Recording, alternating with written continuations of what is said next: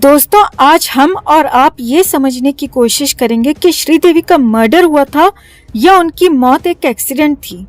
देखिए, वो बोनी जी और बेटियों के साथ दुबई गई थीं और एक शादी को अटेंड करने के लिए।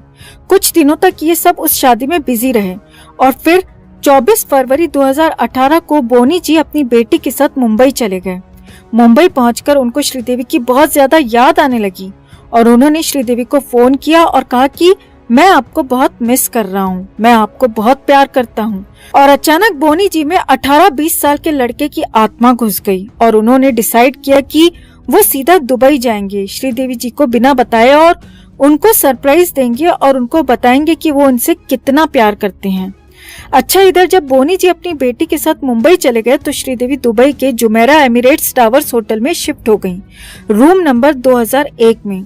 तो बोनी कपूर के मुताबिक वो होटल में पहुंचे 6:15 बजे शाम को और उन्होंने श्रीदेवी को सरप्राइज दिया और दोनों ने एक दूसरे को हग किया, किस किया और दोनों ने तकरीबन 15 मिनट तक बातें की। तो जब श्रीदेवी ने बोनी कपूर से 15 मिनट तक बातें की तो इसका मतलब ये बिल्कुल क्लियर है कि श्रीदेवी जी बिल्कुल सही सलामत थी, होश में थी, एकदम चंगी थी। अब बोनी जी ने उनको कहा कि मैं आपको डिनर पर लेकर चलता हूँ, आप तैयार हो जाओ। श्रीदेवी बाथरूम में चली गई फ्रेश होने के लिए और बोनी जी क्रिकेट देखने में मस्त हो गए। और वो क्रिकेट देखने में इतने मस्त हो गए दोस्तों कि तकरीबन 1.25 घंटे तक उनको श्रीदेवी की याद ही नहीं आई। उनको ये याद ही नहीं रहा कि श्रीदेवी बाथरूम के अंदर गई थी। कमाल है बोनी सर, ऐसी कौन सी सोच में डूबे हुए थे। खैर, वो तो आपको पता होगा, बट 6:15 से 8 बजे तक जब श्रीदेवी बाहर नहीं आई तो बोनी जी ने वहीं से बैठे बैठे आवाज लगाई कि आप कहाँ हैं। उनको कोई रिप्लाई नहीं मिला तो फिर वो बाथरूम के पास गए। उन्होंने फिर आवाज लगाई, उनको फिर भी कोई रिप्लाई नहीं मिला तो फिर उन्होंने दरवाजा खटखटाया, नॉक किया। बोनी सर, जब आप आवाज लगा रहे थे और आपको अंदर से कोई रिप्लाई नहीं मिल रहा था तो फिर आप दरवाजा क्यों नॉक कर रहे थे?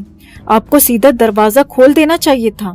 खैर, इतनी देर बाद फाइनली 1.25 घंटे बाद बोनी जी ने दरवाजा खोला और कमाल यह है कि बाथरूम का दरवाजा खुला हुआ था। तो बोनी जी अंदर गए और बोनी कपूर जी ने देखा कि श्रीदेवी जो 5 फीट 7 इंच की थी वो 5 फीट 1 इंच के बाद टब में डूबी हुई थी। कमाल है सर, आप प्रोड्यूसर बढ़िया हो पर स्क्रिप्ट राइटर बढ़िया नहीं हो सर। तो खैर, हमें ये बताइए सर कि 5 फीट 1 इंच के बाद टब में 5 फीट 7 इंच की औरत कैसे डूब गई सर? अगर वो पूरी अंदर भी चली गई थी तब भी तकरीबन 1 फीट ऊपर गर्दन रहेगी। और डूबने का तो मतलब ये है कि जहाँ आदमी हाथ पैर मारता है, बचने की कोशिश करता है, बट इतना ज्यादा पानी होता है कि अपने आप को बचा नहीं पाता, डूब जाता है। तो श्रीदेवी उस बाथ टब में कैसे डूब गई सर, जिसमें सिर्फ 1 या 1.5 फीट पानी होता है? हमें ऐसा लगता है सर कि श्रीदेवी शायद जानबूझकर मुड़कर सिकुड़कर पानी के अंदर बैठ गई होंगी डूबने के लिए, क्योंकि और तो कोई तरीका बनता ही नहीं सर, है ना सर? कमाल है सर, आप प्रोड्यूसर बढ़िया हैं बट स्क्रिप्ट राइटर बढ़िया नहीं है सर। खैर, तो इसके बाद बोनी जी कहते हैं कि वो घबरा गए और उनकी समझ में नहीं आया कि क्या करें। कमाल है सर, बीवी से इतना प्यार करते थे फिर भी बीवी के मरने के बाद आपको ये तक समझ में नहीं आया कि क्या करना चाहिए। एक्चुअली सर, हम आपको बताते हैं कि अगर कोई नॉर्मल आदमी वहाँ होता तो वो क्या करता। वो जैसे ही अपनी बीवी को बाथ टब में डूबे हुए देखता तो वो चिल्लाता, सिक्योरिटी को बुलाता और कहता कि भाई मेरी बीवी इसमें डूब गई है, जल्दी से एम्बुलेंस बुलाओ। और फिर वो उसको एम्बुलेंस में डालता और हॉस्पिटल लेकर जाता और डॉक्टर से कहता कि जल्दी चेक करिए, जल्दी देखिए, हेल्प कीजिए। और शायद अगर वो मर गई होती तो डॉक्टर्स ये डिक्लेयर कर देते कि भाई आपकी बीवी मर चुकी है। बट आप तो कमाल के आदमी हो सर, आपने जैसे ही देखा आपको फौरन 100% गारंटेड पता चल गया कि श्रीदेवी मर चुकी हैं।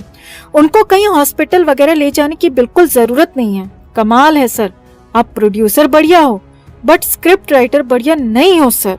खैर, तो उसके बाद बोनी जी सुबह के 3 बजे तक यानी 7-8 घंटे विचार करते रहे, सोचते रहे कि बोनी जी करें तो क्या करें। और इस बीच उन्होंने अपने कई दोस्तों को फोन किया और उनको बताया कि भाई श्रीदेवी जी 5 फीट 1 इंच के बाद टब में डूबकर मर गई, मैं क्या करूं।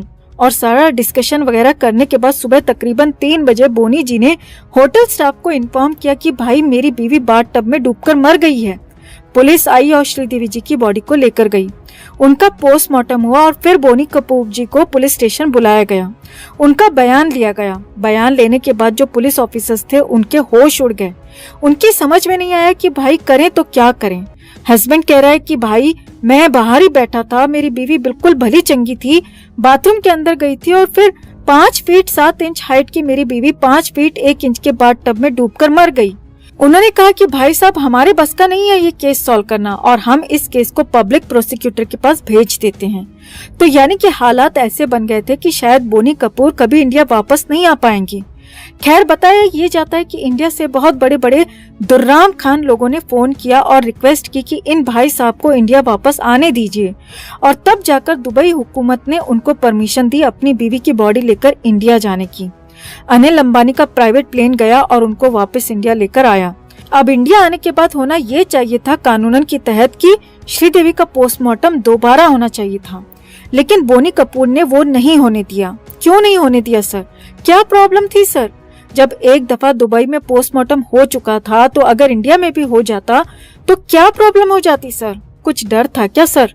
खैर, तो बिना पोस्टमार्टम किए ही कानून का उल्लंघन करके श्रीदेवी का अंतिम कार्यक्रम कर दिया गया। अब आप लोग ये दीप्ति जी का फोटो देखिए बोनी कपूर और श्रीदेवी जी के साथ। ये श्रीदेवी जी की बहुत बड़ी फैन है और इन्होंने सुप्रीम कोर्ट में केस डाला हुआ है कि श्रीदेवी का मर्डर हुआ है।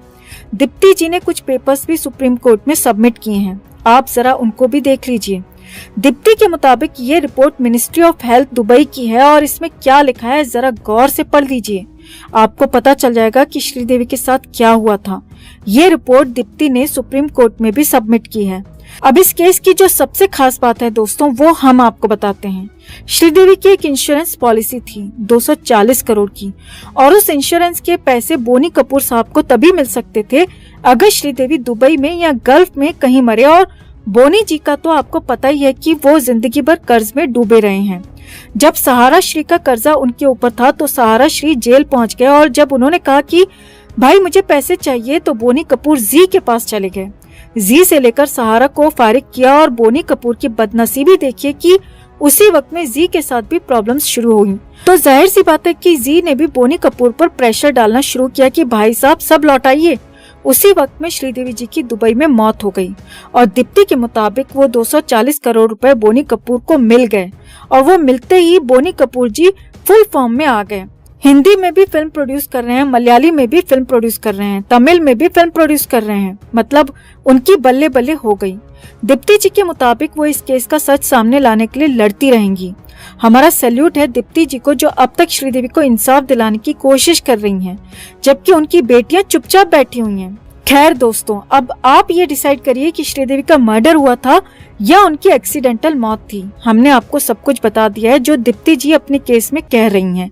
आप भी अपनी बात कमेंट में जरूर रखिए। वीडियो को लाइक और शेयर कर अपना प्यार और सपोर्ट भी जरूर दिखाइए। चैनल को सब्सक्राइब कर चैनल के साथ जुड़कर हमारी आवाज बनिए।